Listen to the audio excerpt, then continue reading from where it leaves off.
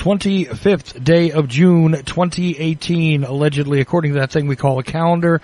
And this indeed is the Ocelli Effect, broadcasting live from the facilities of Ocelli.com, also heard on a variety of affiliate networks, whom we do appreciate.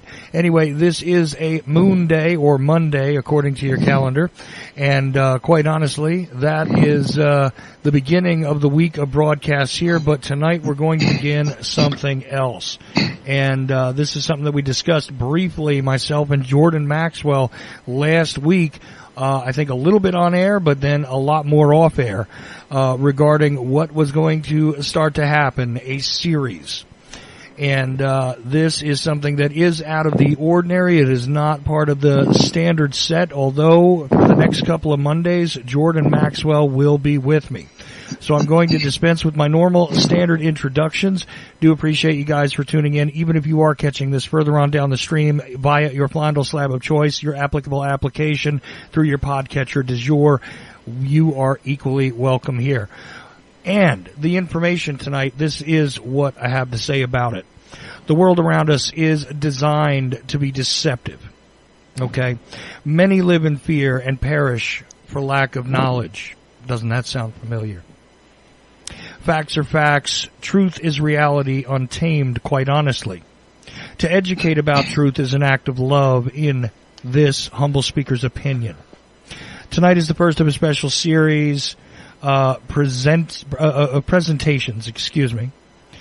We plan to continue each Monday for an unspecified amount of episodes with Jordan Maxwell, unmasking what is commonly called religion. So it is quite literally just with love in my own heart that I step back and present Jordan Maxwell to discuss this particular issue. Jordan. Yes, sir, and thank you very much, Chuck, for allowing me to be on the show. And, the subject is such an enormous subject. Takes in all of human history, that it's, we've discussed the fact, you and I have, that it would really need to be discussed over a period of, of weeks, because I'd like to just talk about the general subject of religion and point out all of the many, many hidden potholes and rocks under the water that you'll not see in religion. And so much of what we call the religious world today is absolutely, it's an incredible story of how much people are not being told about their religious belief systems and where these ideas have come from, etc. So I've always felt it would be a great idea to just look at the whole subject of religion, no matter which one.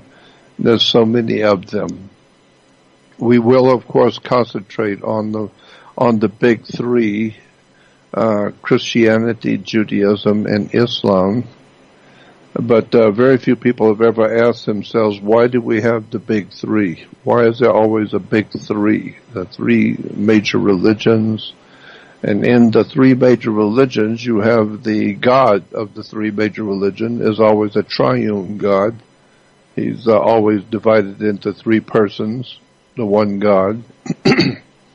And, but, three plays a big important issue in the secret societies that started our different religions. Most people don't know that our religions came from secret groups and secret societies in history that have come up with an idea and promoted it. They had the opportunity to promote it because they had the money and they owned the means of communication, so they promoted it around town, and it grew until finally today we have all the big religions of the world today, never realizing that just about all of the major religions in the world today are the work of secret societies and fraternal orders that you don't even know about, you've never heard of before. So I just felt that it would be interesting just to look at religion, because there's so much in religion that people have taken for granted, which was not true.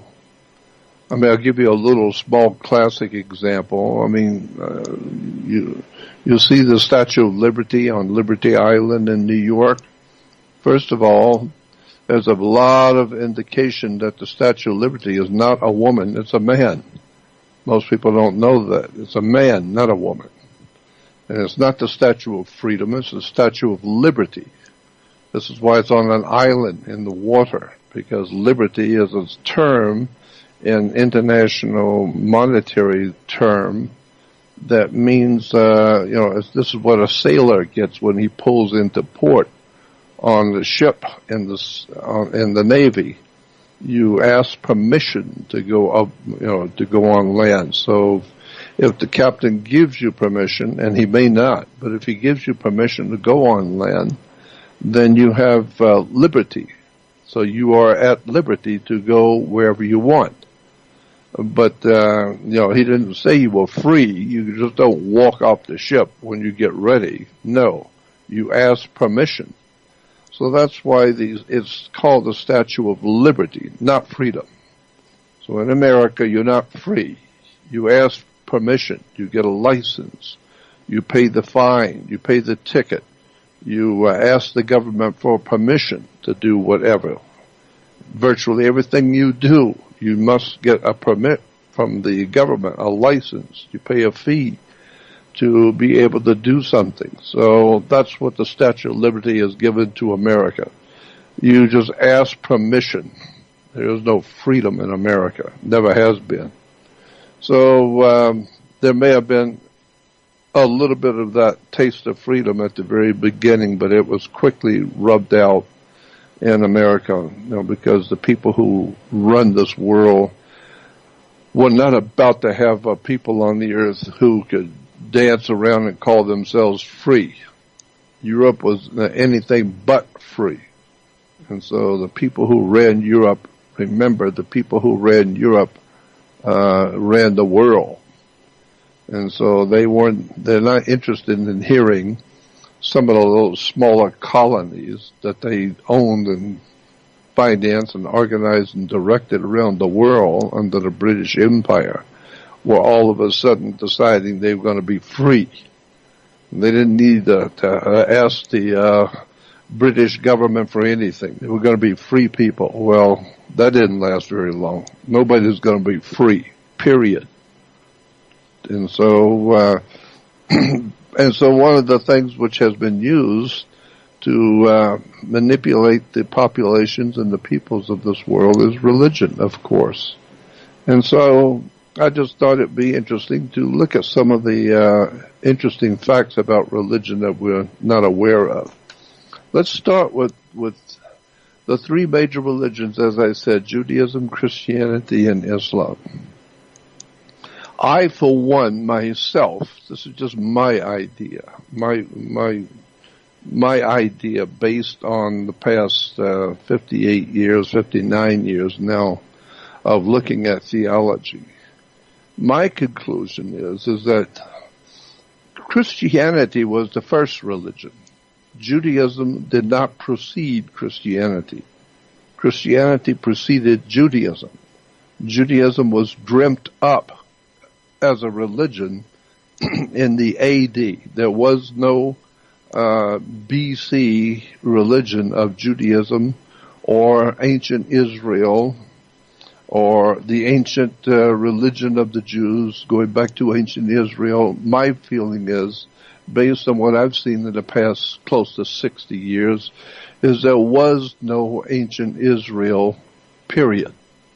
There was no such a problem and no such a state as Israel. It never existed. It's nothing but a theology that was dreamt up during probably the early Middle Ages. I would say probably about the 9th, 10th, 11th, and 12th century AD was being developed in Europe, the concept or the idea that there was an ancient Israel, and that ancient Israel taught this and ancient Israel taught that. But when you begin to really do some homework on it, you'll find out there was no ancient Israel. It never existed. So the whole thing was just a story. And So that's what I hope to be able to help people to learn, is that there was no ancient Israel, period. So don't look back to the ancient prophets and the ancient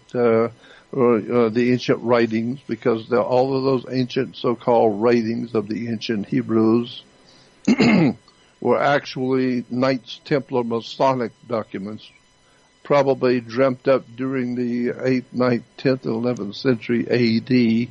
in Europe by the Masonic orders coming out of the Roman Catholic Church, Knights Templars, and also then added to, once you had the Crusades, when the Pope Innocent sent the Catholic Knights of Malta and the Masonic Order of Knights into the Middle East to get rid of the Islamic influence.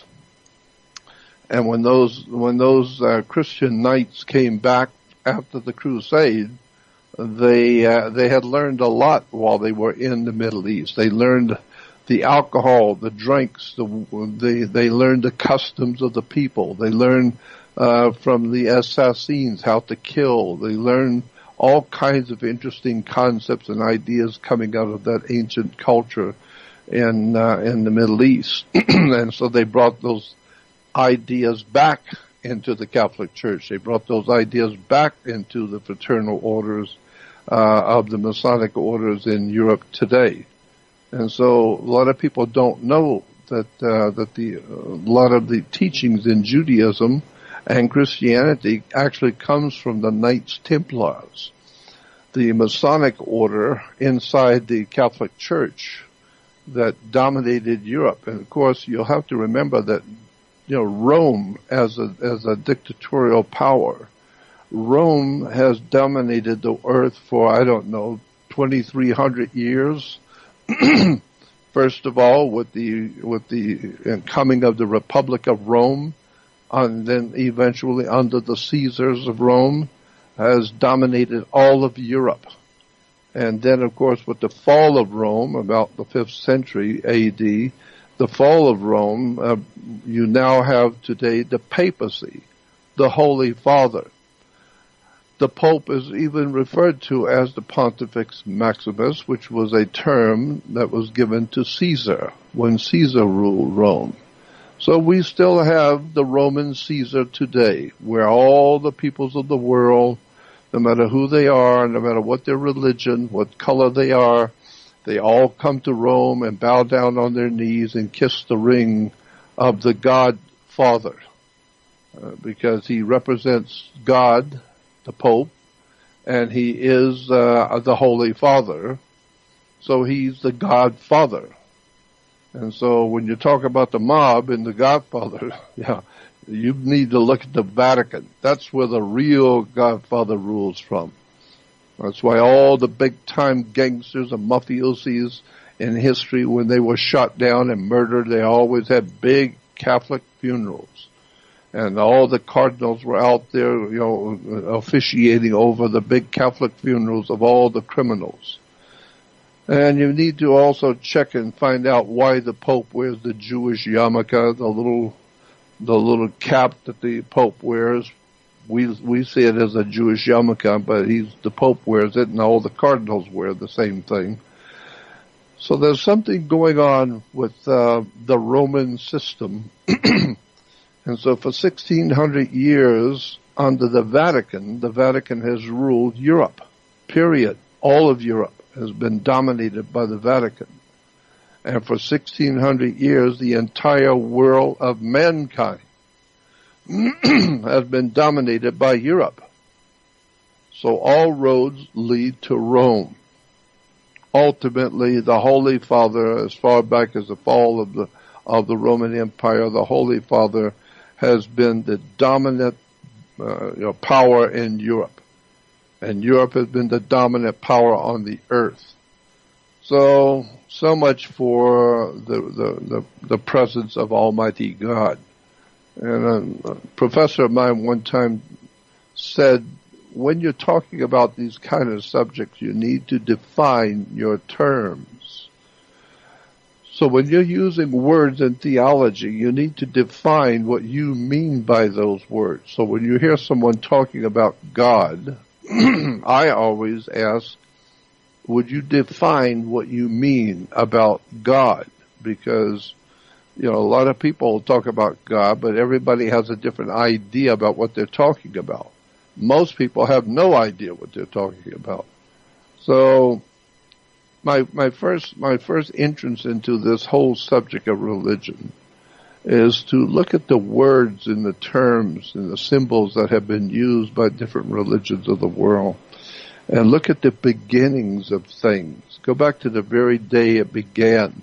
And that's the way I like to do whenever I'm looking at any organization or church or philosophy. I like to see who started this idea, or who started this church, where did it begin, who put up the money, and how is it that we still are worshiping today something that was put up and started 1600 years ago.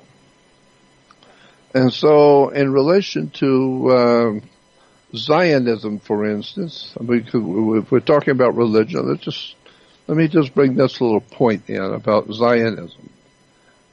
Because if you go back to the dictionaries, the encyclopedias, and you will find that as far back as 1820, in the United States in 1820, there was a guy named Mordecai Noah. And he, with other fellow Jews, wanted to set up a Zionist homeland in America. And so they picked this, the place of the new homeland back in 1820. They picked at Grand Island, New York. And that was where they began to proclaim that they were going to found the new Zionist home of the Jewish people in Grand Island, New York. Well, 1820s, that didn't work out. It fell through. That was okay, because now in 1903, the British colonial secretary, Joseph Chamberlain, he suggested to Zionist Theodore Herzl, one of the main leaders of the Zionist movement.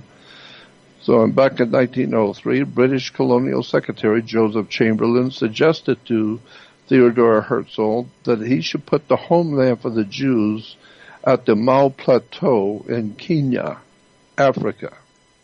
The idea was referred to by the Zionists as the Uganda program. So it was pointed out by the British to the Zionists, why don't you take your homeland for the Jews and put it in Africa, put it in Kenya, Africa. But after talking about it and thinking about it, the governments of Kenya and England and the rest and the Zionists, it all fell apart. They decided, no, forget it. They didn't need the Zionist homeland in Africa after all, so it was a bad idea. So a couple of years later, in 1905, a large group of angry and frustrated European Jews, not in the Middle East, this was in 1905, a large group of angry and frustrated European Jews formed an organization called the Jewish Territorialists. And their organization was, the aim of which was, they said they wanted to be the founders of a Jewish homeland of some kind, somewhere. They needed to establish a Jewish homeland on earth. And so it was called the Jewish Territorialist Organization, 1905, and they wanted to just find somewhere for the Jewish homeland. Well, that didn't work either. So it fell apart. So later on, in 1928, in March of 1928, in the then Soviet Union, the Soviet Union suggested that the Russian Far East would be a great place. It was a great place for the homeland of the Jews. It was very far out, away from everybody. And so the communists said to the Zionists, why don't you put your homeland here in the Soviet Union? And so the new Soviet communist idea was called the Jewish Autonomous Oblast, Oblast. So this particular idea that the Soviet Union came up with in 1928, it, like the other three, it didn't go anywhere. It fell apart and nothing happened. Then in 1930, another brilliant idea was suggested by the British Zionist League. The British Zionist League in 1930 came up with a great idea that in Australia there's a place called the Kimberley region in Australia.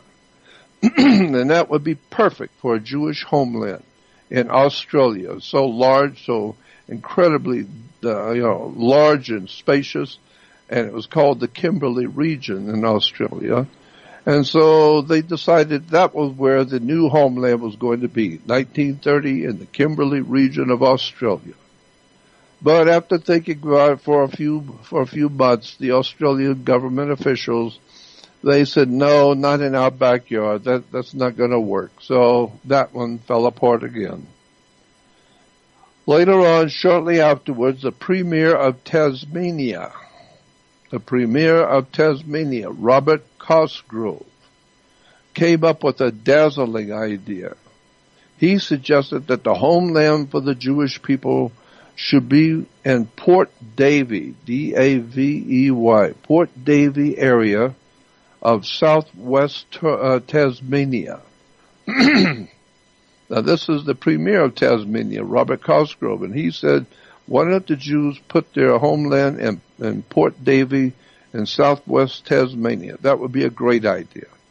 But he died shortly after the suggestion, and everybody decided, forget it, it's just a bad idea anyway. So that didn't work either. But finally, the Zionist leaders finally had the correct idea. They finally got a good idea. The Zionist Jews that were setting up the homeland for the Jewish people, God's chosen people, well, they decided this time they were going to go to the Lord. They were going to ask the Lord to help them. And so the Lord did help them, and their homeland was set up. So it was a smart thing. After trying so many times and falling through, they finally went to the Lord, and the Lord did help them set up the state of Israel. So the Zionists went to Lord Rothschild, their Lord Philippi the Rothschild. And Rothschild, the Lord of the Jewish Zionists, he called one of his prostitutes named Lord Arthur Balfour. Everybody in England knew that Lord Arthur Balfour, one of the big politicians in England, was nothing more than a Rothschild, behind kisser, butt kisser, and that's all he's ever been. And so he was appointed by the British Israel Illuminati Masters of the World to be the one to go to the United Nations for Lord Rothschild and present this idea to the United Nations to have the Jewish homeland in the Middle East, and what we call the land of Canaan. And so they went into Canaan and just took it over. They didn't ask permission. They didn't ask anybody. They just went in with the British guns behind them, with the American military and government behind them, with the international Rothschild money and banking fraternities behind them. The Zionists went into the Middle East and just decided, we're going to take over a piece of land in the Middle East, and we're going to call it the land of Israel, and we'll say that God gave us this land, and anybody who don't like it, we'll kill them. Period. So we're tired of asking permission. And so that's why today we still have the land of Israel, God's chosen people, which is nothing more than a Rothschild banking United States, British banking fraternities with their military behind the founding of the state of Israel. So So much for the holiness in the Middle East, because I have been saying for years, and I'll say it again, there's nothing holy in the state of Israel or the Holy Land. There's nothing holy in the Holy Land. The reason why is because all the stories coming out of the Holy Land are full of holes. And so once you see that Israel today is nothing more than a political Rothschild, United States, British Empire political move on the world stage, of which behind the scenes the Vatican and the international criminal syndicates are behind the military movement in the Middle East. And so it's a very, very dark story about the whole idea of the Lord's chosen people. There is no such a thing as the Lord's chosen people. Israel was not a BC religion. The entire state of Israel today was started by the British Americans going through the United Nations and providing the money and the military backing to go in and just take the property and say, God gave us this property, so get out of here. We're taking it over. So much for God's chosen people. So anyway, we move down the line, and if you ask a child today, ask a Christian child today if they believe in God, and they say yes, then you ask them, where is God? Where does he live? Excuse me. And so you ask a child, where is God? And they will point straight up. He's out there. He's in heaven. Well, if he's in heaven, he also has angels. Do you believe in angels? Yes. Well, where do the angels live? Where are they? They're out there with God. They're out there in the universe.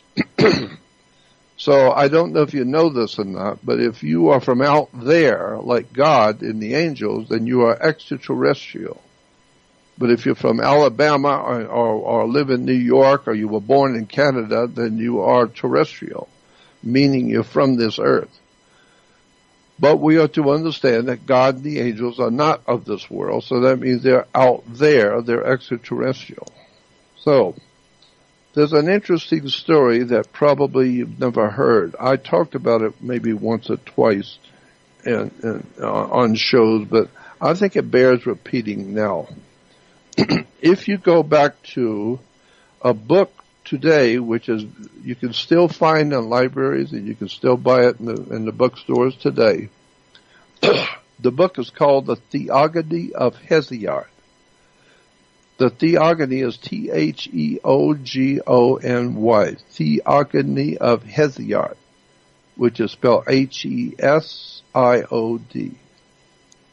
The Theogony of Hesiod is a very thick book that you can find in the libraries, or order it if you wish. You can still get it today. Hesiod was supposedly an illiterate herdsman living back about 700 BC. In the ancient Grecian Empire under the ancient Greeks.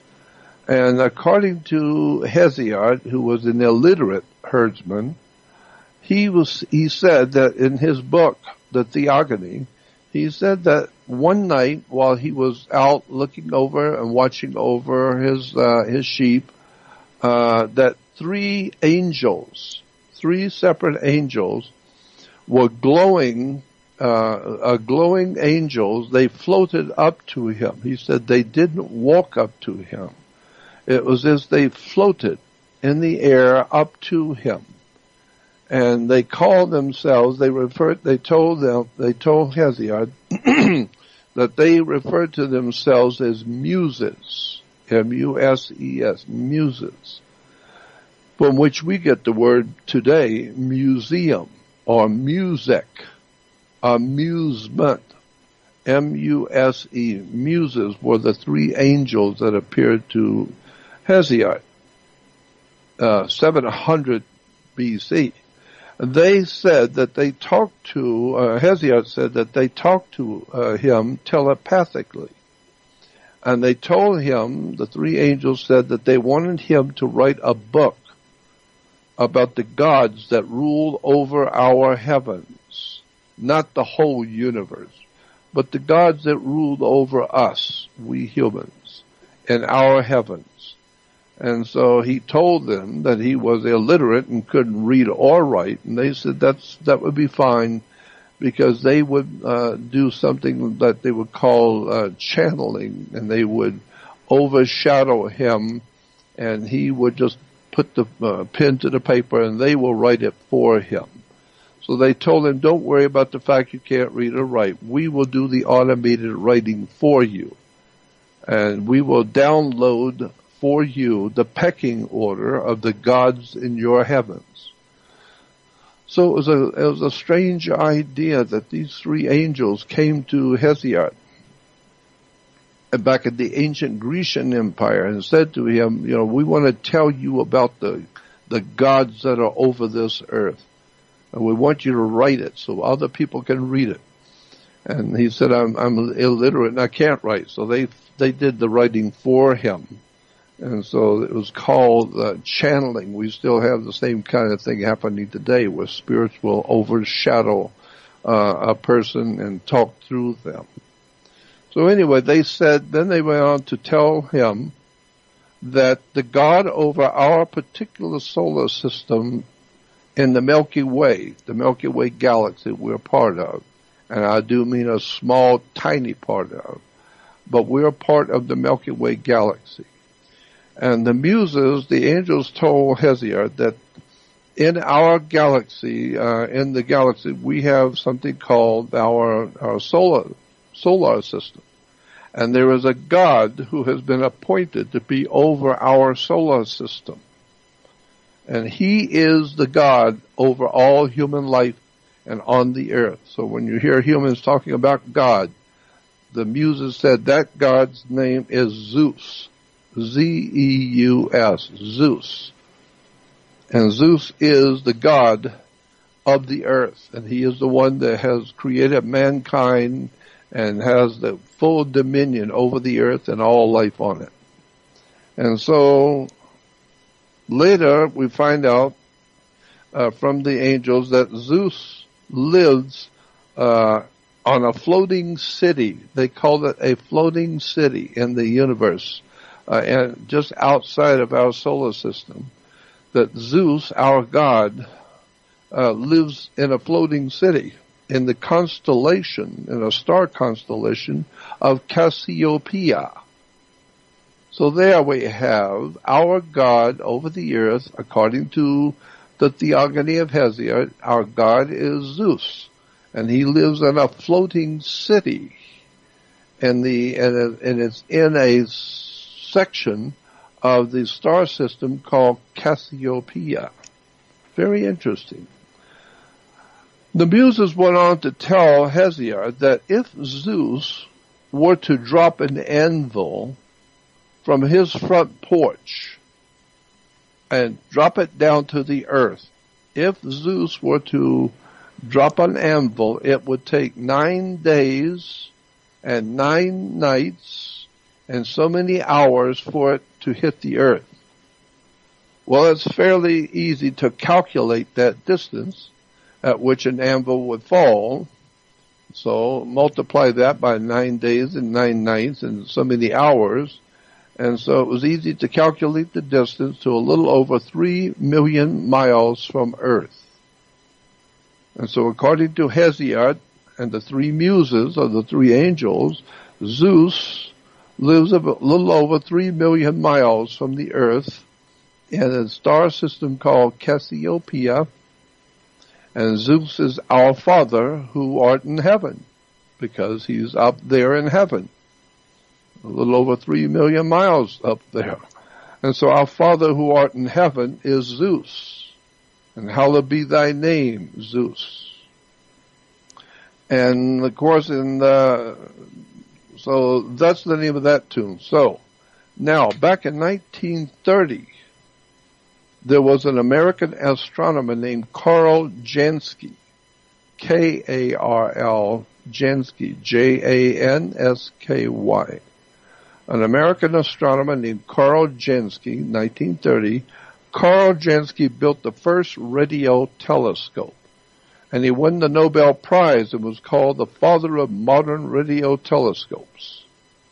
He then, Carl Jansky, also then built a radio transmitter to beam signals out into the heavens. And in the 1930s, just to see what might happen, I'm assuming that he had read the Theogony of Hesiod. So Carl Jansky, after the 1930s, with his new radio transmitter, he transmitted a signal to Cassiopeia, just for the hell of it. Sent out a strong signal to Cassiopeia. They said it was about 14.3 megacycles. And if you can believe it, he got back an intelligent signal that was amplified, but he didn't know what it meant or who sent it. But Carl Jansky sent out a message to Cassiopeia, and he got back an intelligent signal. And he said it was amplified, crystal clear. But he did not know how to read it or who sent it or what it said, but it was intelligent signal. And so incidentally, when Carl Jansky died, all of his notes were immediately taken from his office by, quote, men wearing black suits, men in black. I don't know what that tells you. Now, in the mid-1940s, a Scottish astronomer named Duncan Lunan, D-U-N-C-A-N, Duncan Lunan, L-U-N-A-N. He was working with Carl Jansky's radio telescope and transmitter, 1940s Scottish astronomer. And he too decided to send out a signal aimed at Cassiopeia just to see what would happen. And he too got back a signal about 20 seconds later, both intelligent and amplified. And he didn't know what to make of it either. He couldn't understand it, but it was highly intelligent and it was amplified, crystal clear, intelligent answer. He just didn't know what the answer was. But Duncan Lunan narrowed the signal down to a particular light, a particular star in Cassiopeia, which today is called the Lunan object. You look it up in the dictionary, L-U-N-A-N object, the Lunan object. And it was, the signal was coming from a particular star, a particular point of light in the Cassiopeia constellation.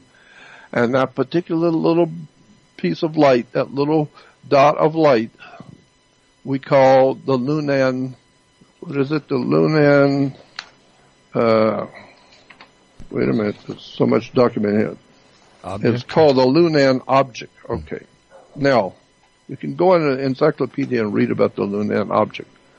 Now, the word for God in Greek, the ancient Greek word for God is theos, T-H-E-O-S. And so the chief theos of God, the chief God of our area of the universe was called Zeus. And therefore he was God the Father of all the other gods that we know. So in the ancient Greeks in prayer, it would be, Our Father who art in heaven, hallowed be thy name, Zeus. Zeus in the Middle East was very, very prominent as a god for many centuries. In the Middle East, they have a canal named after Zeus. It's called the Suez Canal. Suez is Zeus spelled backwards. So the Suez Canal was in honor of Zeus, the god of this world, the god of our earth. Now let's look for a moment quickly at the word Father. In the ancient Sanskrit language, Father is Pitar, P-I-T-A-R. Not Peter, P-E-T-E-R. No, Pitar, P-I-T-A-R. In the old Persian world, the word father is Pitta also, P-I-T-A. Sanskrit was P-I-T-A-R, but in old the Old Persian is Pita, while in the Greek and Latin, Father is Pater, Pater. Now you have Pitter Pater. You've probably heard that term. Well, Pitter and Pater is the Father. In Sanskrit, Persian, and in Greek and Latin, the Father is Pater, Pater. So the ancient word for God was the Pitter Pater.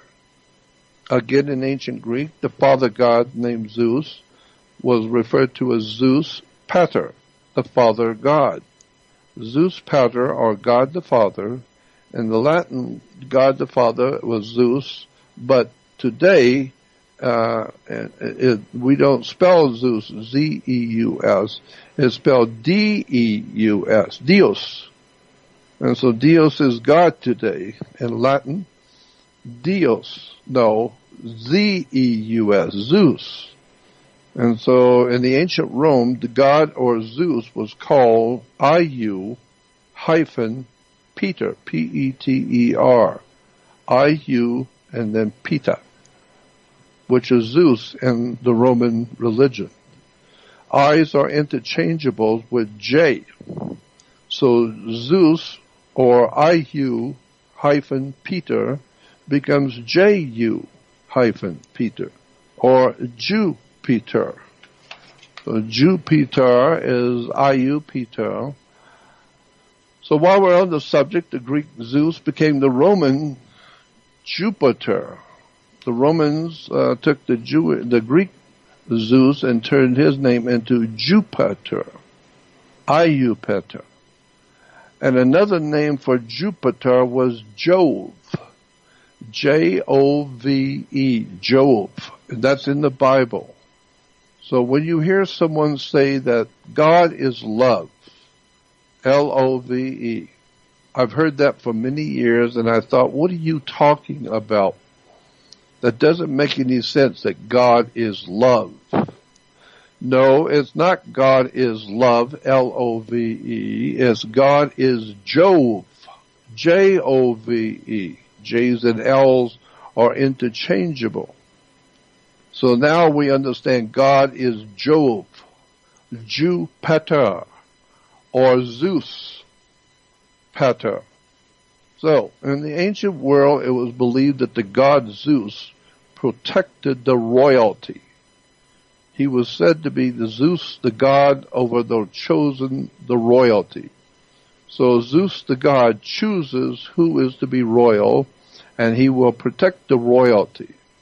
And they would then we today say that they ruled, the royalty ruled by divine right. And so today we have the kings who will tell you they ruled the empires by divine right. What do you mean divine right? Well, it means that the Pope, the Roman Catholic Pope, papacy, overshadows all business and religion in the world today, period.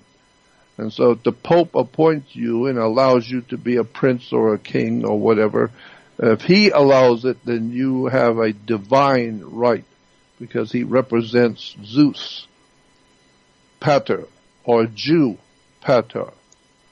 And one last thing, God in Latin is Dios, D-E-U-S. And Dios in the Old Persian is Diva, D-A-I-V-A, which means evil or demonic god. So by a dictionary definition, that means that Christianity worldwide is worshiping an ancient demonic god. Of course, that might explain some of the history and the bloodshed and human slavery over the last thousands of years. Another small point is that Zeus ruled from Mount Olympus. And we know now that there's about 15 other holy mountains like Mount Fuji in Japan, Mount Ararat in Armenia, Mount Athos in Greece, Mount Everest in Himalayas, Mount Shasta in California. So as you may have already figured out, Mount Olympus becomes the great Middle Eastern Arabic moon cult. And this is what was referred to. The moon cult was called Mount Sinai.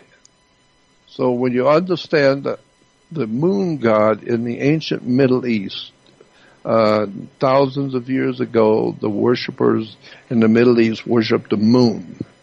This is why today they still worship the moon in the Middle East, and that's why their holy days and the Jewish holy days today are still after 6 o'clock in the evening.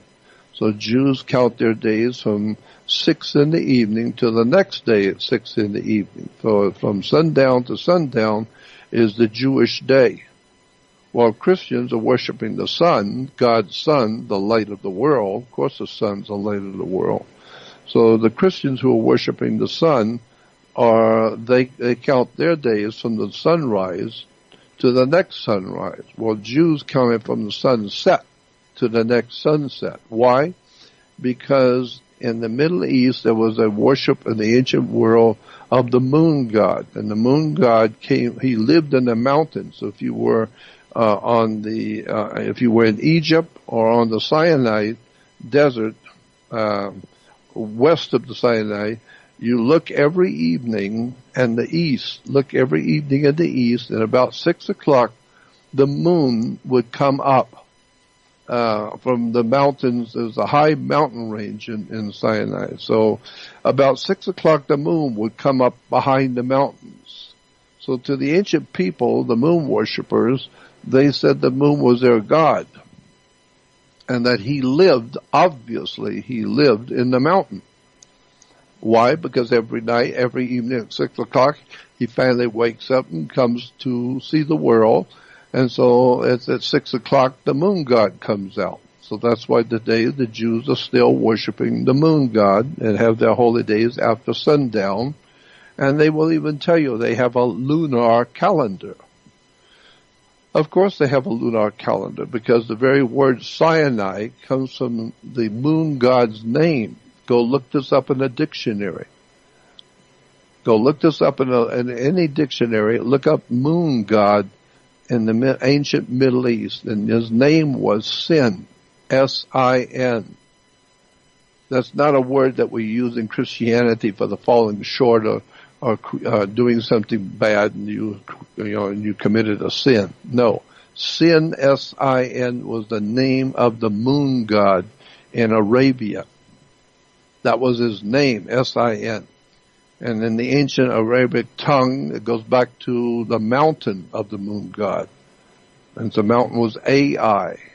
And so you put the god of the mountain, Sin, in front of his home, the mountain Ai, and it becomes Sinai.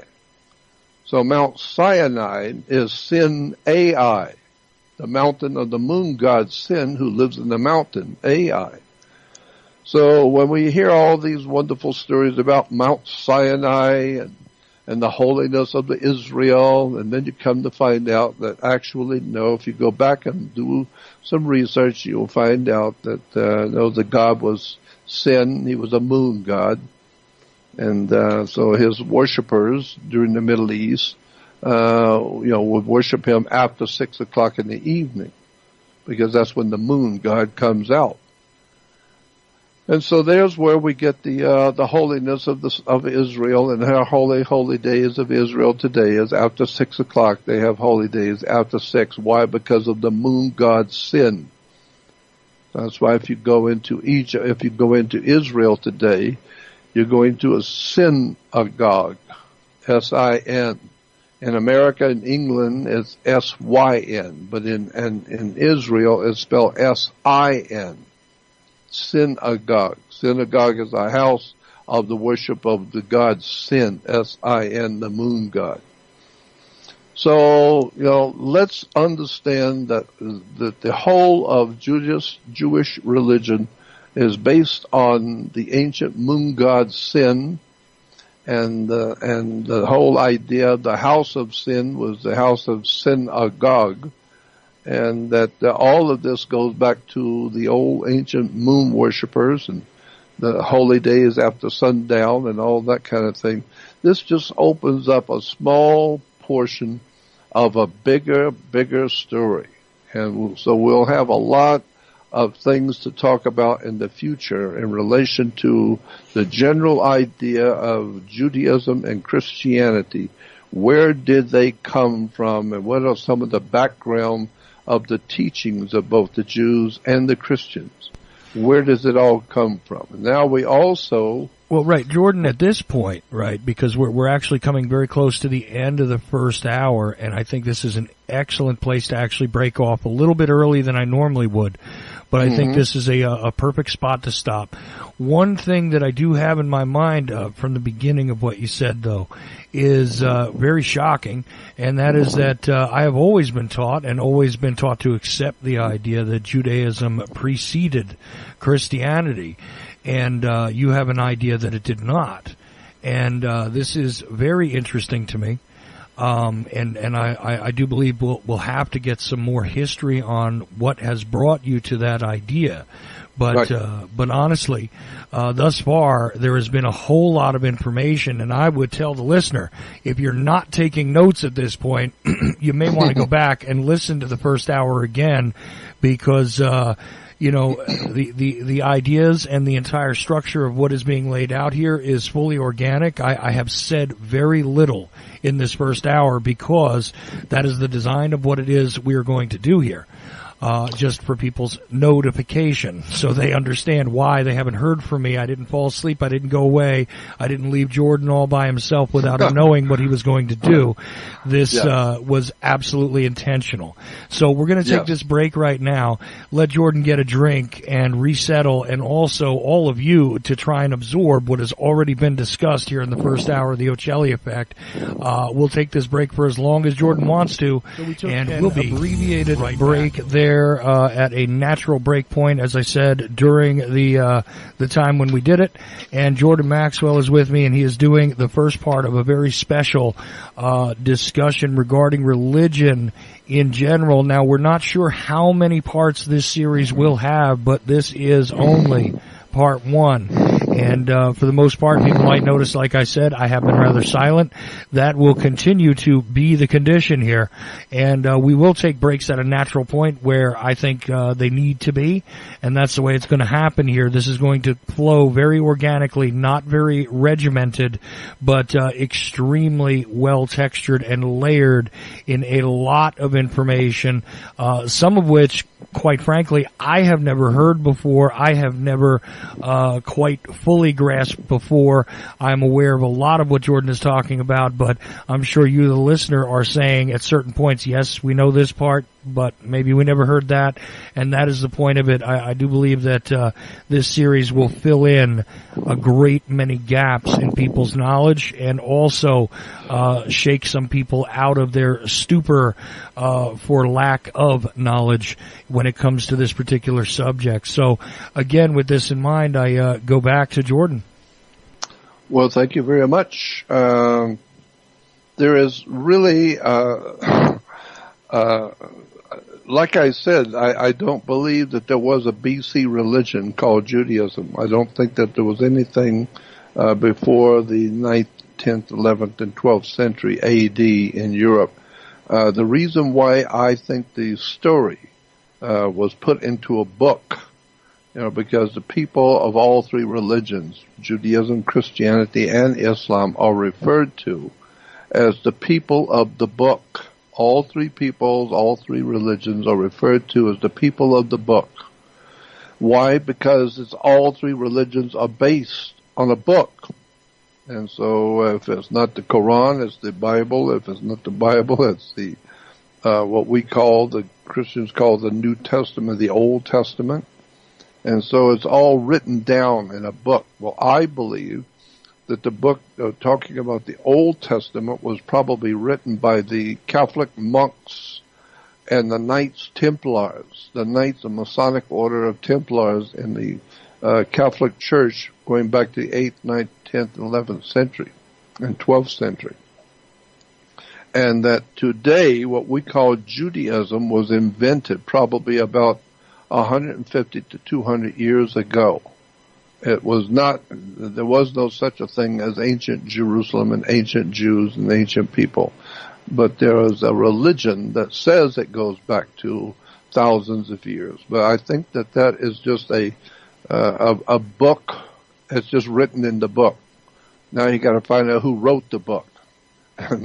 And why is it that all of the so-called prophecies of the Old Testament were fulfilled in the New Testament? So looking at this some 30 and 40 years ago, 50 years ago, I was talking to rabbis, Jesuit scholars, teachers, theologians. I've been doing this kind of reading for many, many years. Back in 1959 to 60s when I started. So we're talking about almost 58 years or 59 years ago. And in all the discussions I've had around the world with all the writers and researchers and authors and lecturers and teachers, these are the ideas that I've finally come up with at the age of 78 years old. I'm finally totally convinced that the whole of religion is a totally misunderstood idea in the human mind. I don't care what religion you belong to, there's more to the story than meets the eye. And there's so much, and I'm giving you this pretty much off the top of my head. I didn't have time to sit down and write notes about things I wanted to remember, so I'm just struggling to try and remember and keep it as keep it flowing in a line. Now, the reason why I say I am totally sure for myself that Judaism was developed as a religion by the Knights Templar Masonic Order, probably in, as I said, the late 8th, 9th, 10th, and 11th, and maybe even the 12th century A.D., because the Vatican, in its worship of and that's another story, the God of the Vatican is not Jesus. It's not Yahweh of Jehovah of the Hebrews. The God of the Vatican, if you want to write this down and go do some research on it yourself and see if I'm right, go do some research on the God of the Vatican. The Catholic, the very Catholic Church is based on the worship of a god named Dagon. D-A-G-O-N. Very simple. D-A-G-O-N. Dagon. Dagon was an ancient Phoenician Canaanite god. You've heard of the land of Cana? Today we call the land of Cana Israel. When you go back to, and there's so many facets to this, but let's look at this one thing first. The land of Cana and Dagon. The Dagon as a Phoenician Canaanite god. The Phoenicians and Canaanites worship. Today, the whole world of Catholicism worships the old Canaanite fish god called Dagon. Dagon was also called Anis, spelled O-N, Anis or Dagon.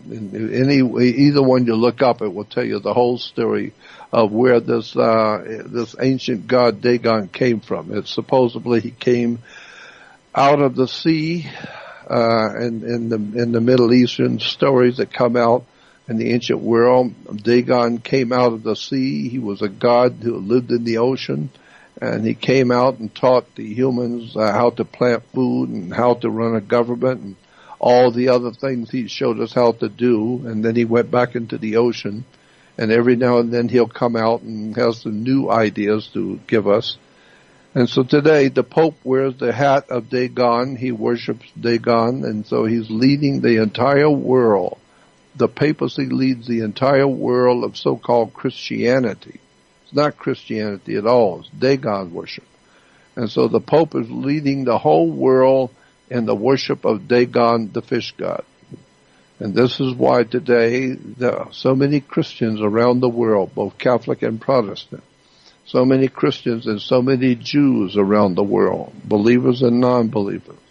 All the people around the world, including Islam, are praying for peace. They're praying for a better life. They're praying for protection.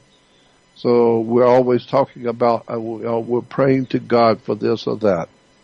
Well, so many people in Christianity, Judaism, and Islam are praying for something. They're praying for hope and praying for protection. And the more they pray, the worse we go, the worse we get. the more corruption we're getting, the deeper we're getting into debt.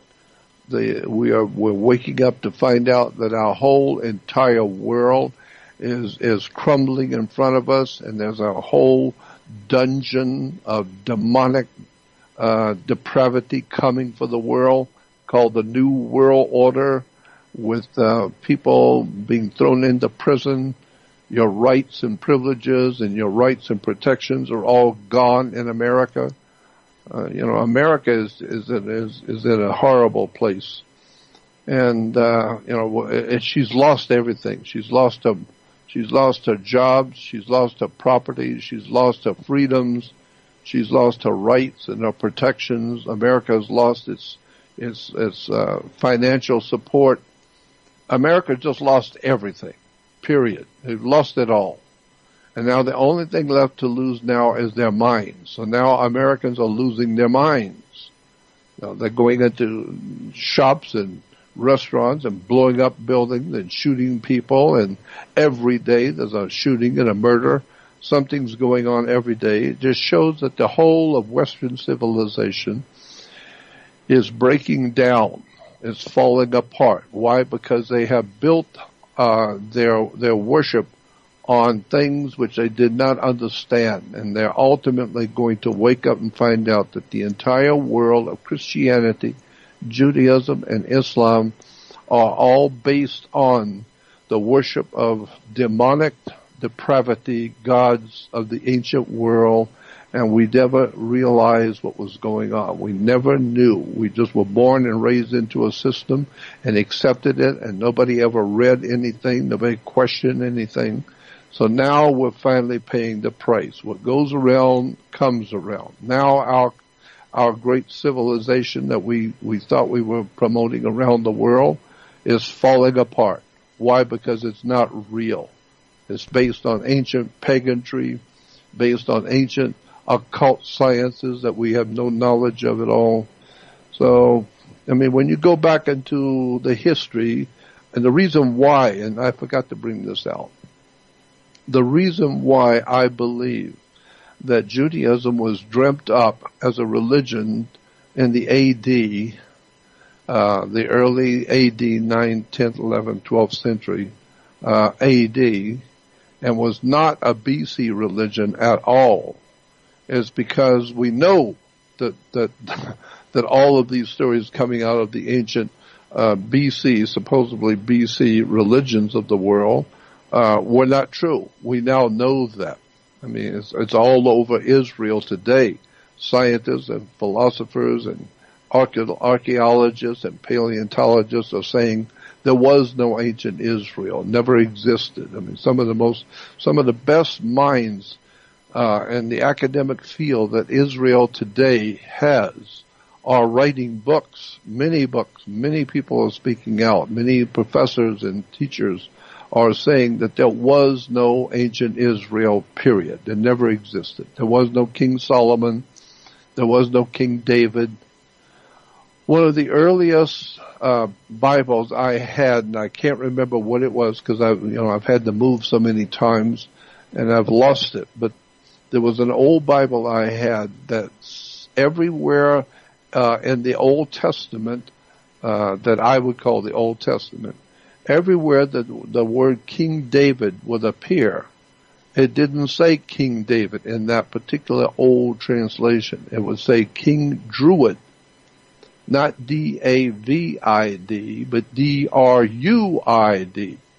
King Druid, not King David. And so I began to look at the connection between the Druids and the Jewish religion, and then I come to understand, very simple if you just look at it, the Jewish religion is the Druid religion. Druidism is Judaism. Period. All of the ancient dressing, the priest, the high priest, the clothes that the high priest wore, the words, the terms, their temples, the way they set up their religion in the ancient and so-called ancient Druid religion everything is Judaism. It's all Jewish, so-called Jewish religion today. It's actually a Druid religion. And what were the Druids? Well, the Druids were, before the Roman Empire even existed, in Europe, before the Roman Empire even existed, there was already millions of people living in Europe. And the Roman Empire hadn't even started yet. And so there were already a lot of people living in that area covered by the Roman Empire. And they were covered, and it took in north, east, west, and southern Europe. So the Druids were a people which we call the Europeans, or today is called Caucasians or the white man. And so the white man or the Europeans or the Caucasians were Druids. And so this was a religion before the Roman Empire.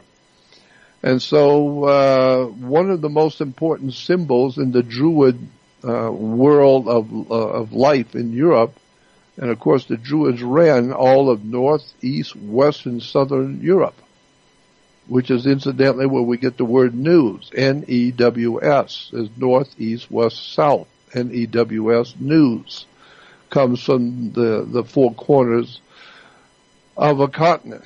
So the Druids were a very powerful presence in Europe.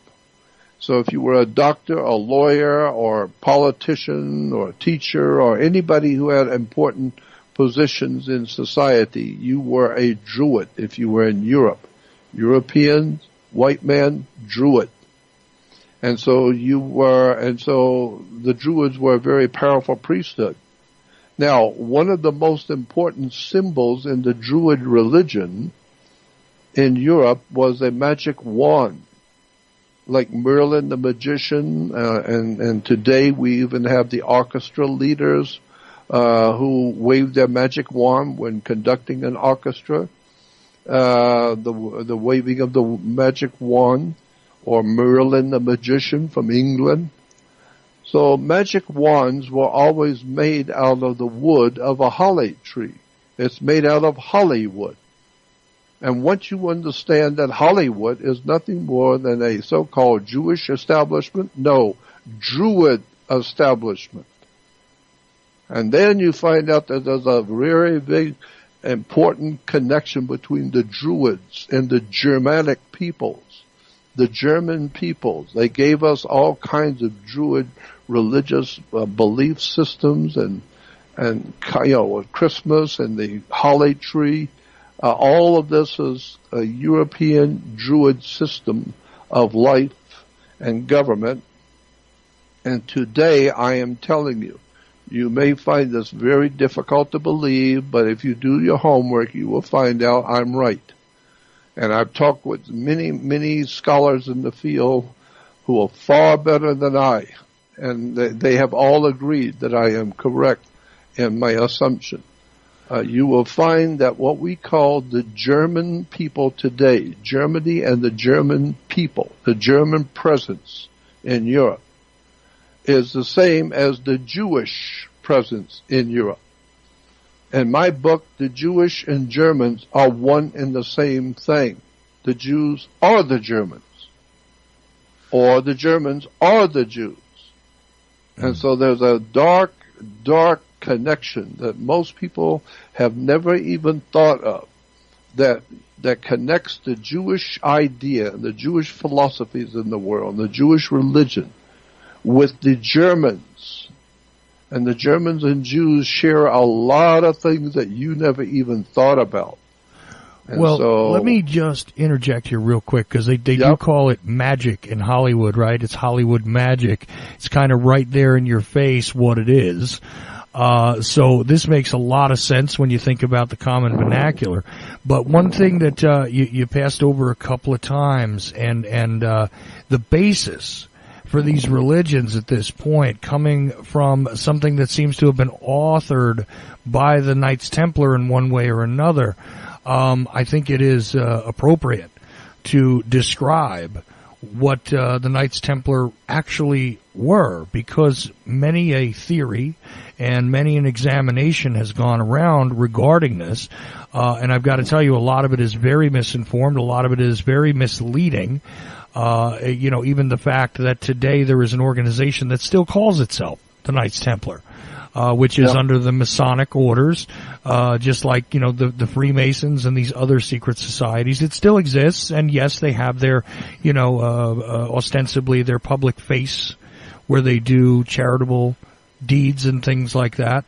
But I happen to know that organization still exists, and but people misunderstand, I do believe, the history of it and how it is that what were they called, technically speaking, the Holy Knights of the Poor Man or something like this, allegedly.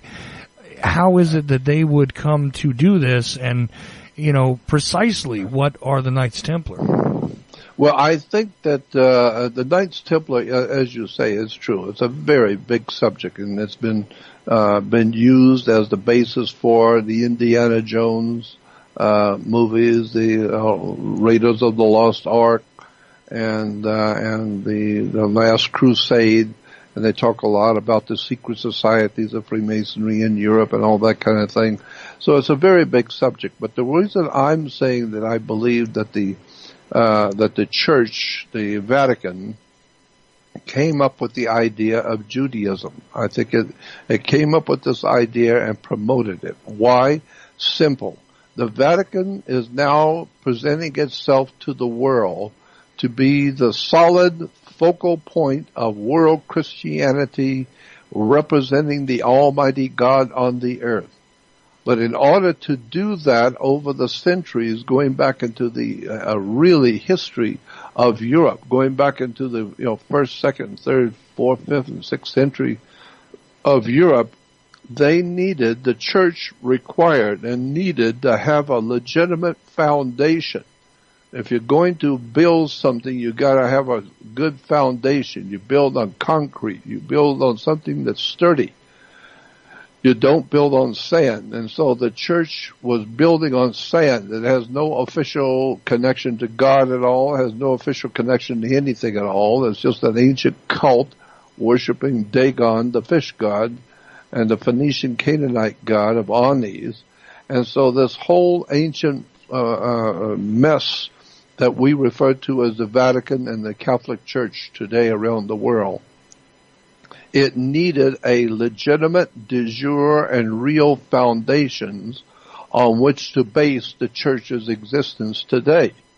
So if the Church were to come into existence and just out of the ordinary, just popped in one day and said, we represent the Almighty God, and that's the way it is for the whole world. Well, there's too many people would immediately reject that. You just popped into town overnight, and now you're going to be the one who actually represents the Almighty God. On what do you base that incredible assumption that you represent God? So the Church had to come, with a story based on an ancient civilization that was ancient, thousands of years ago.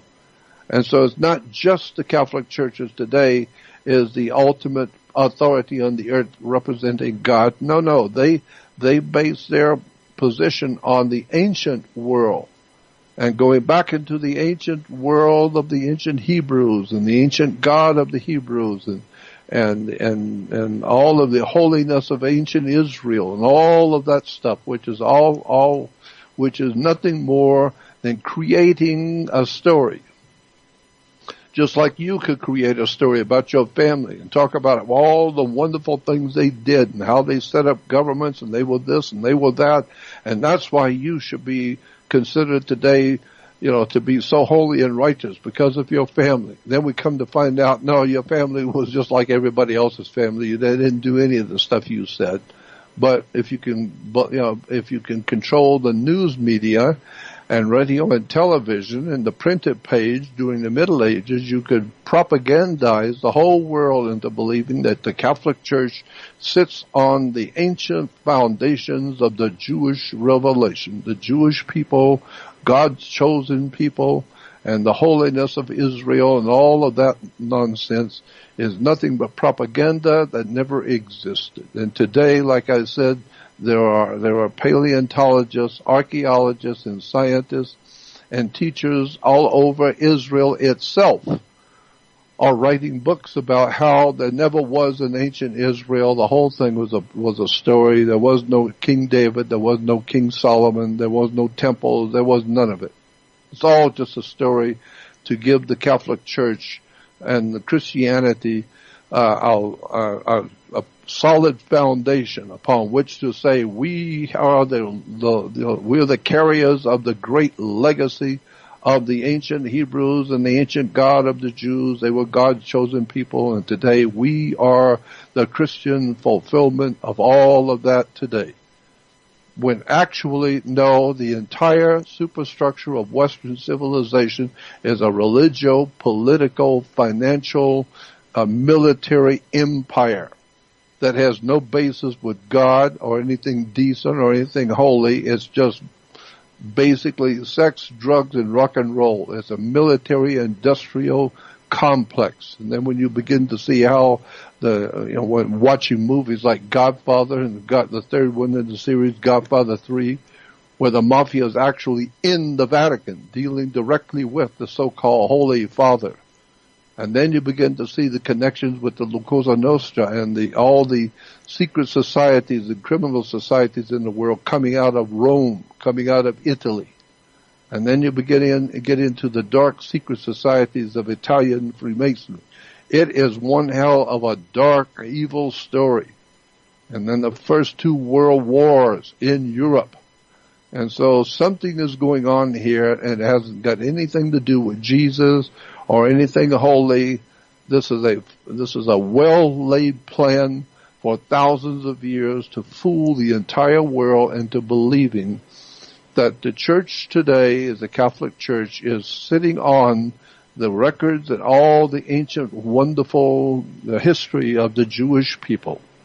When in point of fact, there was no ancient Jewish people. The whole thing is a story.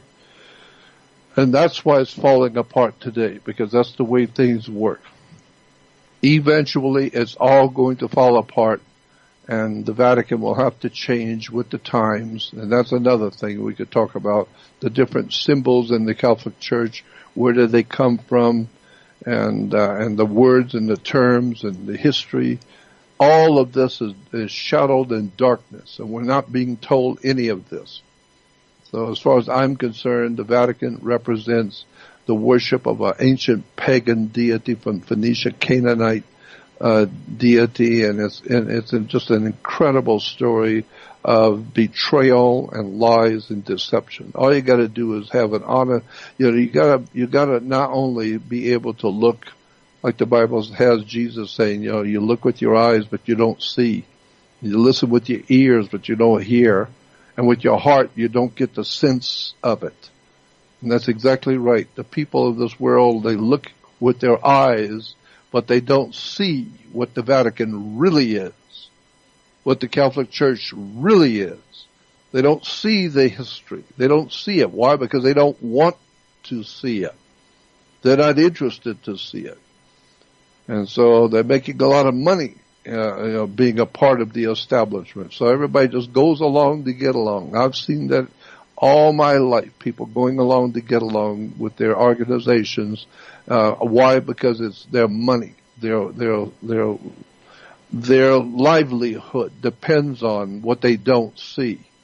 So they purposely don't see it. For me, I don't care. I do see it. And I would like to talk about it. I'd like for people to understand the Vatican does not represent Jesus. Jesus is Iousis in Greek, and it goes back to sun worship. All of this so-called Judaism, Christianity, and Islam can be traced back to the worship of the sun. And of course, mixed in over the period of centuries was the worship of the moon god, Sin. or Sinai. The worship of the planet Saturn is very big in the Middle East and in the world today, all over the world. The Germans are big on the Brotherhood of Saturn. And in Germany, there were Jewish organizations that were promoting the worship of the planet Saturn. Saturn was called El. This is why today, boy, when you get into Saturn worship and connecting it with the ancient Jewish worship, you begin to see the connections between Germany and the Jewish religion and the German people. And this is why the Jews today are still worshiping the old sun god, but by a different name today. And that sun god has now become, as life would have it, it's now evolved into moon worship, because Allah of the Islamic world, Allah was originally a sun god. And he is still pictured in pictures coming out of the Islamic world today, shows the Arabs all lined up worshiping with their hands in the air the rising sun.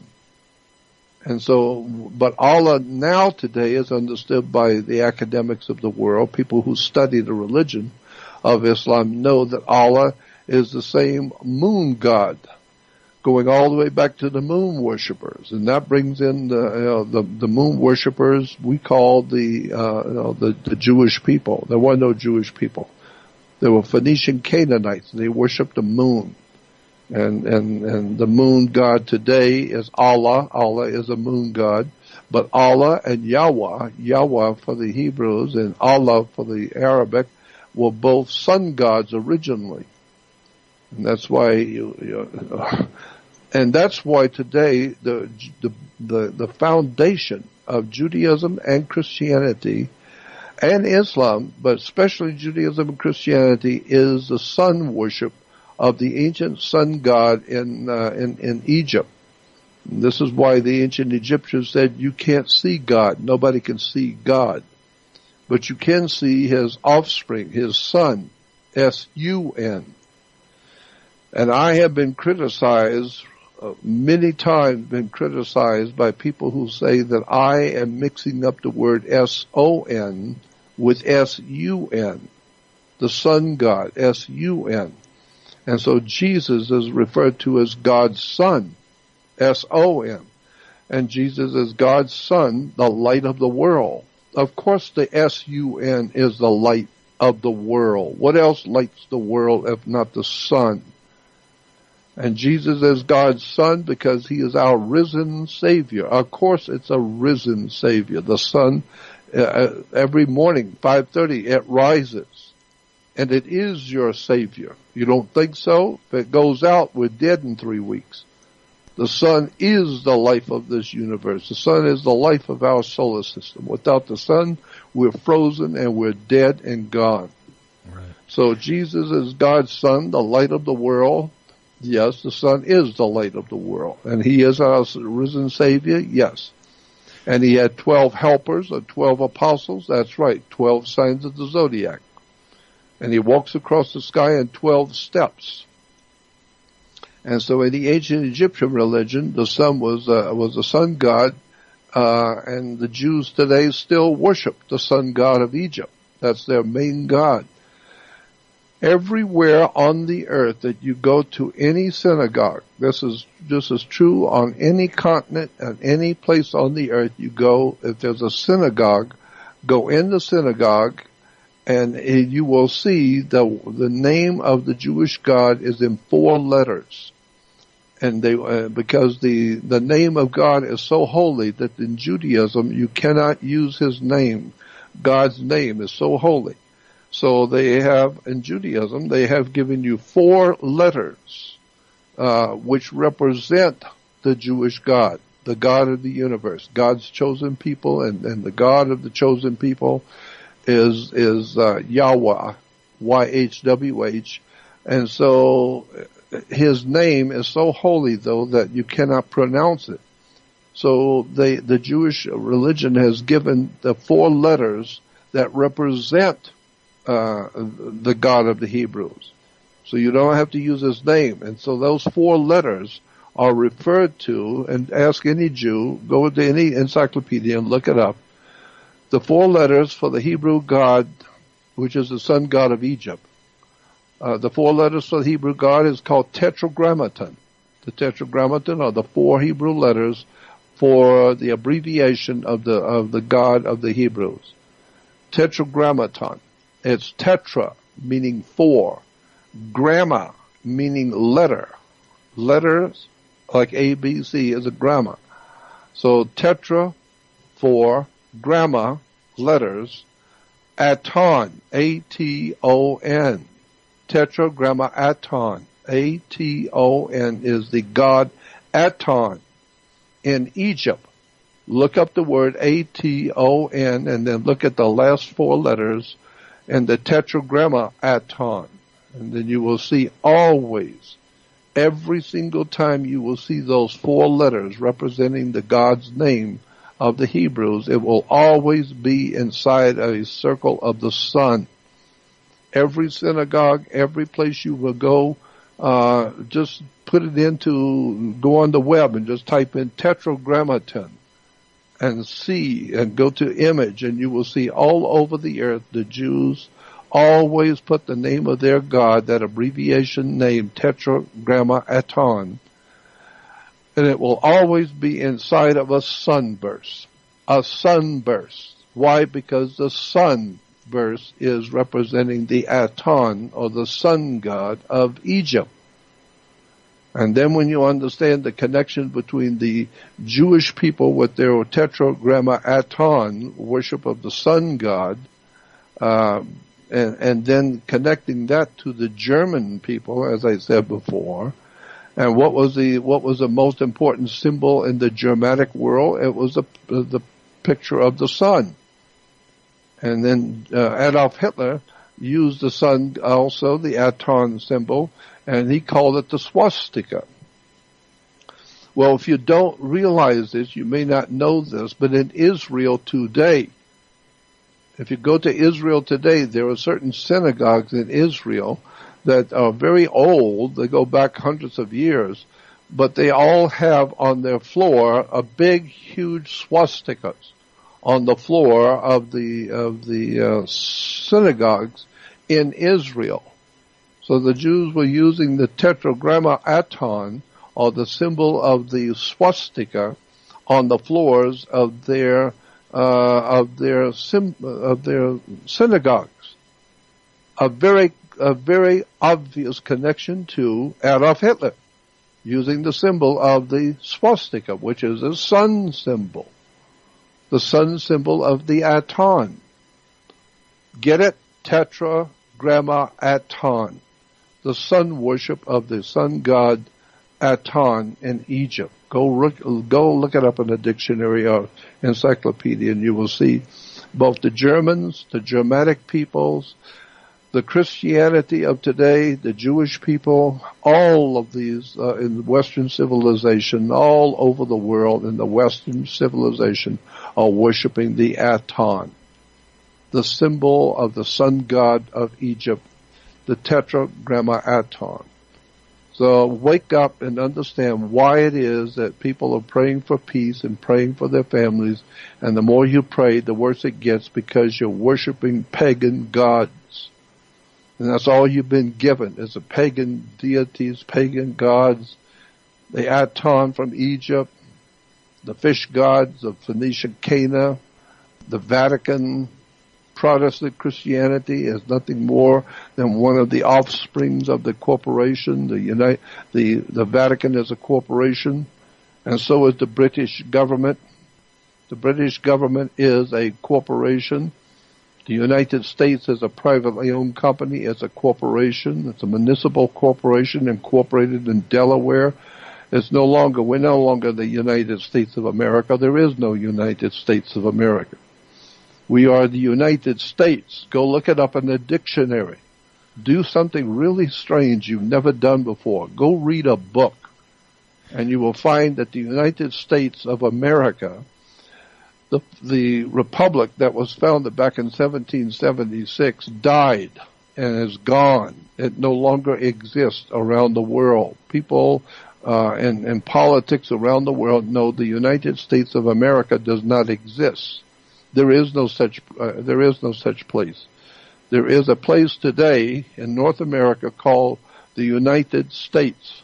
It's a corporation. It's a company, a privately owned company.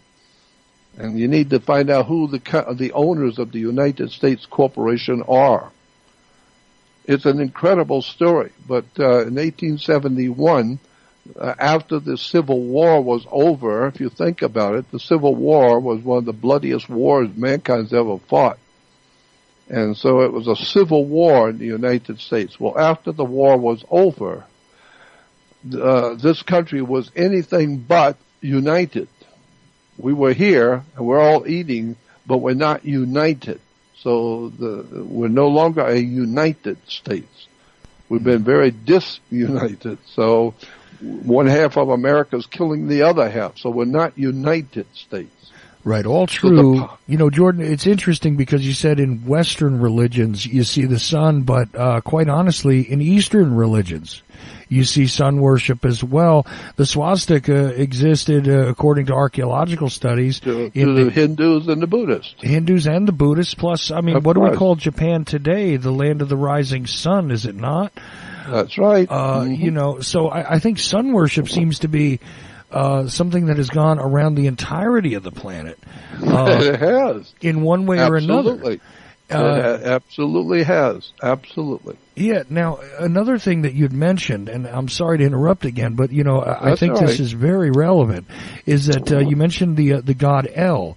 Now, I have often heard the term Elohim, right?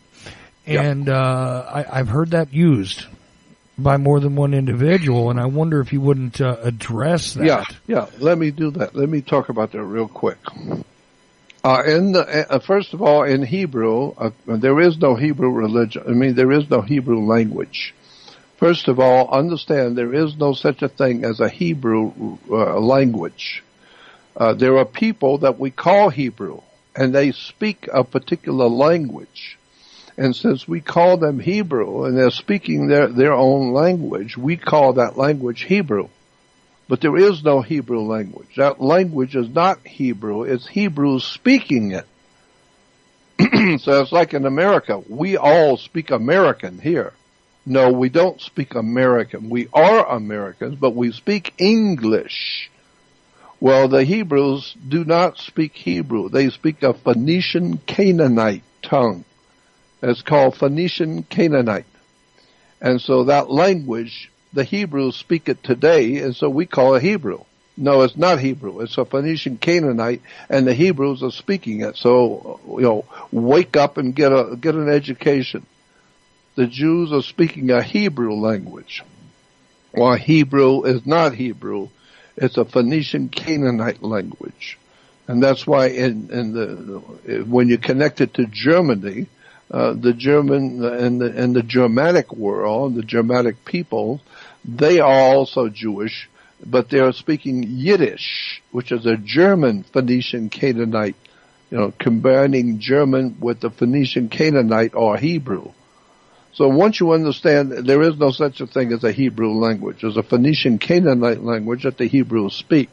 Now, if you in the Hebrew or Phoenician language, God is El. El is God. Well, if you look up El in a religious dictionary or any dictionary, you will see that El is the name given to God in the Middle East. And El, of course, was also understood to be the planet Saturn. Saturn was referred to as El, that beautiful planet out there with the circle around it. It's called El in the ancient Middle East. They didn't call it Saturn. And so El or Saturn and the Phoenician and some of the other languages in the Middle East, they refer to El as the planet Saturn, I should say. They refer to the planet Saturn as Shabbath. Shabbath is Shabbath. Shabbath. Shabbath is Saturn. Saturn was referred to as Shabbath.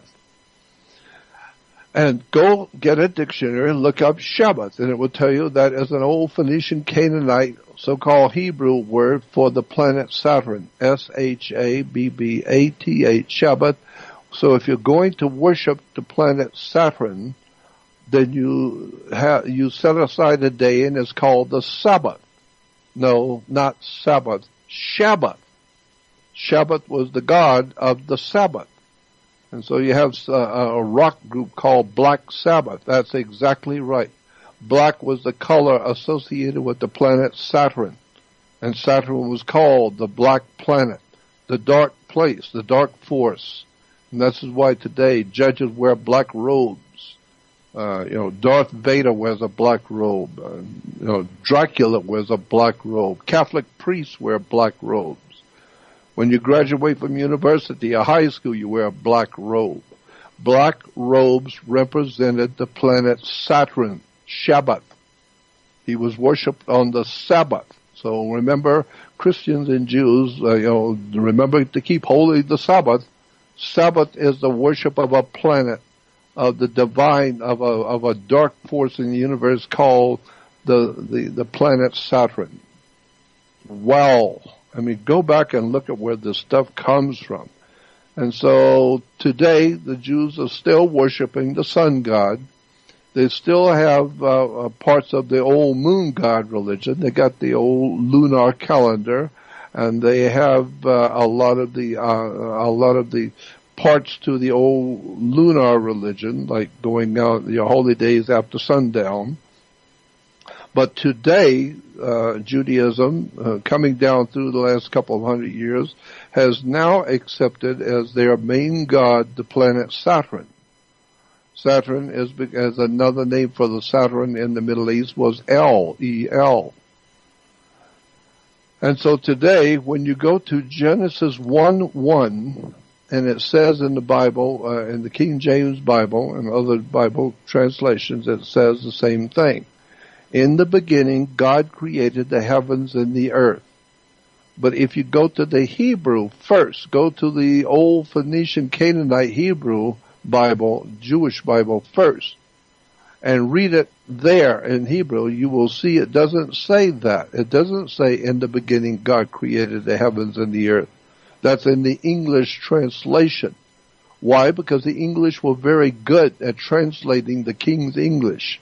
They made a few mistakes when they get into Hebrew and Greek and Aramaic and some of the other languages. So the correct, if you go back to the old Hebrew Bible, it doesn't say in the beginning El created the heavens and the earth. But El is the word for God. But it doesn't say El. It says Elohim created the heavens and the earth. Well, Elohim is not El. Two separate words. Elohim is a plural. Just as you would put an S on the end of the word car, it becomes cars, meaning more than one. And so El is God, but if you're going to talk about the many gods, then you say Elohim, because it's a plural in the Phoenician language. And so today, when you read in Genesis 1:1, it says, in the beginning Elohim created the heavens and the earth. That means to go back and read it in English correctly. And I was told this back in 1960 by a very high-ranking rabbi teacher back east who was at that in 1960 was known as one of the most important rabbis in America. I used to talk with him all the time. That was 58 years ago. And he said, no, there's no place, this rabbi told me, there's no place in the Old Testament you call the Old Testament. There is no place where it says God created man. I don't know, you don't know where that idea came from about God created man. It doesn't say that in the Phoenician Canaanite language. It doesn't say that in the Old Hebrew. There is no place where it says God created man. And so I asked him, well, clarify that. He said, well, first of all, it doesn't say El created. In the beginning, El created the heavens and the earth. No, Elohim, the gods. So a correct translation, according to what we call Hebrew, will be in the beginning, the gods created the heavens and the earth. not God, the gods, more than one. And then when they were creating Adam and Eve, the gods, collectively, they said, "Come, let us make man in our image after our likeness." And I said to the rabbi, well, doesn't that mean that the God has created man in his image and likeness? No, not at all. You're reading it wrong. Go back and read it correctly. What it is saying, Genesis 1:1, in the beginning, and in Genesis 1:28, when the gods are creating Adam and Eve, it says, "Come, let us," who is us? "Let us make man in our image after our likeness." And I said, well, there it says that God is making man. No, it is not. Go back and read it correctly. It is, if you read it correctly, here's the way you would read it. In the beginning, the gods created the heavens and the earth. Then in Genesis 1:28, when they're creating Adam and Eve, it says, the gods, more than one, the group of them, they said, "Come, let us make man in our image, after our likeness." Not make man. Man's already here. So let's make man in our image, after our likeness, which is basically saying, let's play with this thing we call DNA and the reproduction of life on the earth. Let's cross genes and genetics with one of the female Neanderthal creatures here. Some of these creatures are roaming around on 2 feet, and they look like they look like animals. Well, they live like animals. They eat each other and they live like animals. But come, let us make man in our image, after our likeness, which implied they were crossbreeding with the creatures that that were already here, and they were creating a different kind of creature. And so that different kind of creature was what they were creating in Genesis 1:28. And then later on in a couple of chapters more, it says, the God says, now look what has happened. Now here we have created man in our image, after our likeness, and now look, he's like us. Man has become as one of us. He's fighting like we fight. He's chasing sex like we do. He's eating and killing like we do.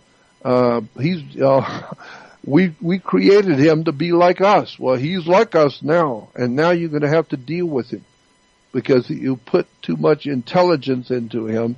Now he's no longer just an animal. He has become as one of us, knowing good and evil, meaning he knows what he's doing. Now he's creating rockets and lasers and atomic bombs. See what you've done? You have crossbred into this life form on the earth, and now you've created them like us. Now we've got a problem. We're going to have to deal with these people now because they're getting smart. There's nothing they can't do. If they get together, they're going to be a hell of a problem to us. And so the scripture says, in the beginning, God created the heavens and the earth. No, Elohim, the gods. And so it's just as if, and so that's why today we say, or we're told, that in the Jewish religion, they are the first monotheistic religion. The Jews have the first monotheistic religion. Mono meaning one. So they're the worshipers of one God. Nothing could be further from the truth. Anybody who understands the Hebrew, the so-called Hebrew history of the past 1,000 years realizes the Hebrews were anything but monotheistic. They worshipped the moon, they worshipped the stars, they worshipped Saturn, they worshipped all kinds of the sun, they worshipped all kinds of ancient gods. And today it's amalgamated into one big happy family. All the Jewish religion is Judaism, is nothing more than the moon worship, the sun worship, Saturn worship. They got worship of Mars, they got worship of money, women, sex, drugs, rock and roll. It's a big, huge religion, but there's nothing old about it. It's a very ancient concepts and ideas. But today, it's an incredible story about how much the people do not understand Christianity, I believe, gave birth to Judaism, so it could have a foundation on which to build a legitimate church. So the people of this world will buy into the idea that the church and the Vatican and the Catholic Church and the Christianity in general is a very legitimate and de jure and real religion based on the ancient peoples of the Hebrews and the ancient Jewish people and God's chosen people and all that, never realizing for a moment the whole thing was dreamt up during the Middle Ages to give the Catholic Church and the Vatican today the basis for claiming that they speak for God.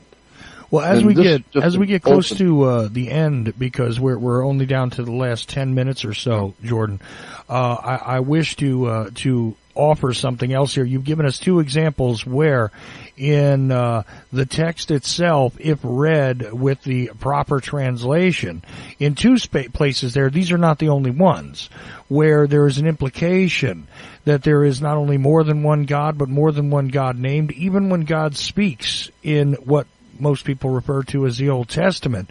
The references made in the language indicate that there is more than one God, that they are a God. I am the God of this. Well, either I am the God or, if there's only one, then there would be no purpose of explaining that there are others. Well, and of course, what about the Ten Commandments? Well, in the first commandment, the Ten Commandments says, I am the Lord your God. He doesn't say, I am the Lord of the universe. I'm the God of all gods. No, he says, I am the Lord your God. This is not, I'm not the God of everybody, but I'm the Lord God, your God. And I will not have strange gods before me, which is simple to understand. The young man is engaged to the young girl, and they're going to get married. And so he is saying to the girl, look I realize there are other good-looking, handsome young men out there in the world, but in your case, I am the only one. So I'm not saying that there aren't other handsome young men out there, but I'm telling you, for you, I am your God. I am your man. So I'm jealous. I want to make sure you understand that. I don't want to see you messing around with other young men. Well, that's what God is saying. I am the Lord your God. And I don't want to see you messing around with any other God. Of course, hell, there are plenty of gods. There's a whole mess of them. But I am the Lord God, your God, and I don't want to see you messing around with any of the other gods. And so, therefore, it's right there. This is why we say the Jews were worshippers of one God. Well, let me explain that.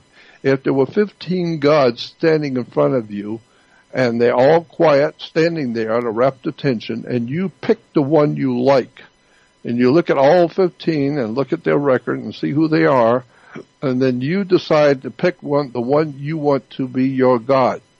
Okay, so you picked that one, but there are 14 others equal. But there are 14 others, but you didn't pick them. You only picked the one you like.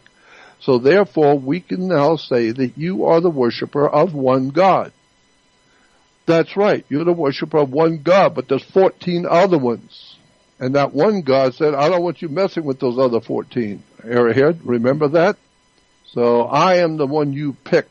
So leave those other 14 gods alone. I'm the one that picked, you picked me.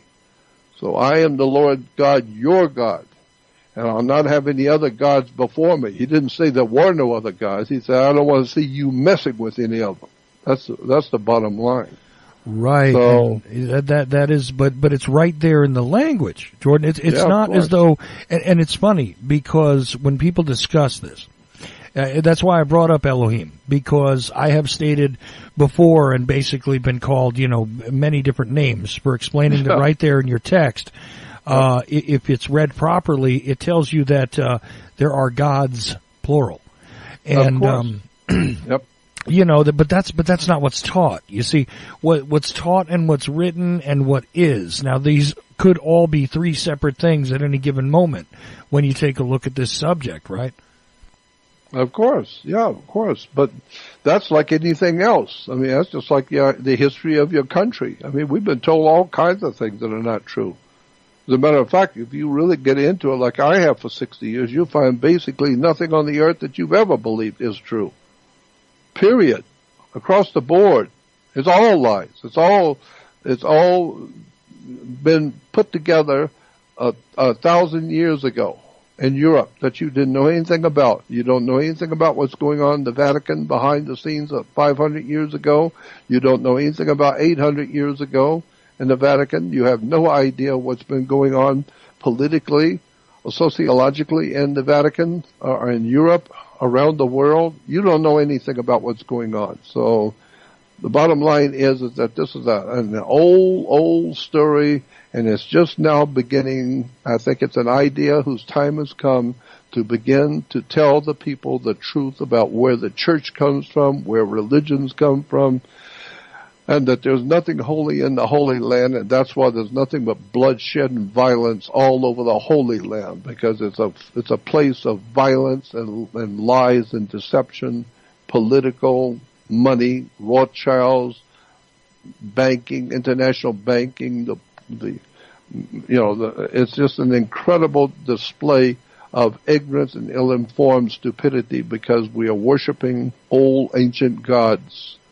We need to wake up and find out that the entire world is lying in the power of the wicked one.